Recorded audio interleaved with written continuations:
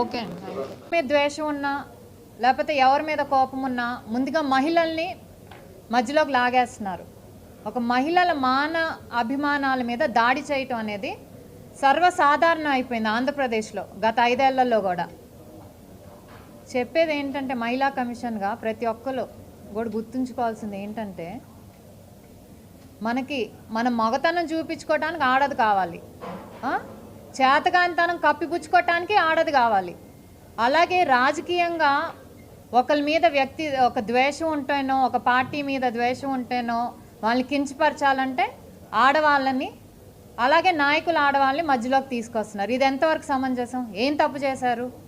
వాళ్ళు ఇళ్లలో కూర్చుని ఆడవాళ్ళు వాళ్ళ పని వాళ్ళు చేసుకుంటున్నారు. మీ రాజకీయ దురుద్దేశాల కోసం ఒక ప్రాంతం మీద ద్వేషంతోనో, ఒక మనిషి మీద ద్వేషంతోనో ఆడవాళ్ళని కించపరచడం అనేది యాక్సెప్టబుల్ కాదు. ఇది ఒక నీచ సంస్కృతికి తెరలేపారు గత 5 ఏళ్ల కాలంలో.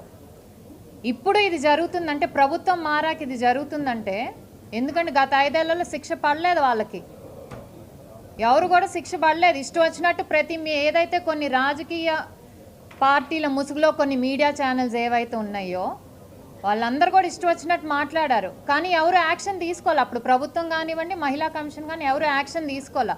సో భయం లేదు, మేమేమన్నా ఏం చేస్తారులే అనే భయంతో ఈరోజు ప్రభుత్వాలు మారినా కూడా ఇంకా ఇష్టం వచ్చినట్టు ఆడవాళ్ళ మీద దాడి చేయటం, లేకపోతే ఇలా మాట్లాడటం ఎంతవరకు సమంజసం? దానికి ఈరోజు కరెక్ట్గా రాష్ట్ర పోలీస్ యంత్రాంగం తీసుకున్న యాక్షన్ని మేమందరం కూడా అభినందిస్తున్నాం. ఎందుకంటే ఇంకొకడు మళ్ళీ బయటకు వచ్చి జర్నలిస్ట్ ముసుగులోనో లేకపోతే అనలిస్ట్ ముసుగులోనో ఇష్టం వచ్చిన, లేకపోతే ఫ్రీడమ్ ఆఫ్ స్పీచ్ అంట. ఏంటండి freedom of speech? Freedom of speech అంటే ఇష్టం వచ్చినట్టు మాట్లాడతారు ఆడవాళ్ళ మీద. ఇదే మాట మీ ఇంట్లో